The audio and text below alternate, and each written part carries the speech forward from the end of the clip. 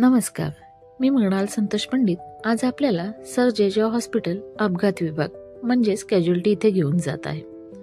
या कॅज्युअल्टीने 1993च्या दंगली, 26 जुलै 2005च्या पुरानंतर आलेले पेंडेमिक, 2006 मध्ये झालेले ट्रेनमधील धमाके, 26/11चा कसबचा हल्ला, तसेच महाडचा पूर अशा अनेक मास कॅज्युअल्टी म्हणजे बिल्डिंग कोलॅप्स, फायर इन्सिडेंट्स मधील रुग्णांना तत्परतेने सेवा दिली आहे।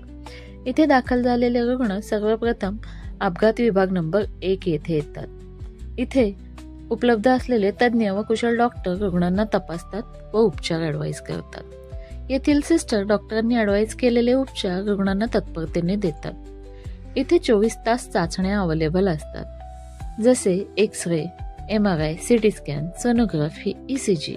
हे आहे ECG डिपार्टमेंट। इथे ECG केला जातो। नंबर 3 नोंदणी विभाग। इथे रुग्णांना केस पेपर दिले जातात, तसेच दाखल करण्यासाठी इंडोर केस पेपर बनवला जातो। रुग्णांना पोलीस केसची गरज असेल तर इथे 24 तास पोलीस उपलब्ध असतात। हे आहे डिपार्टमेंट ऑफ इमर्जन्सी मेडिसिन म्हणजे इमर्जन्सी वॉर्ड कक्ष क्रमांक 4। इथे रुग्णांसाठी 24 तास डिजिटल एक्स-रेची सुविधा उपलब्ध आहे।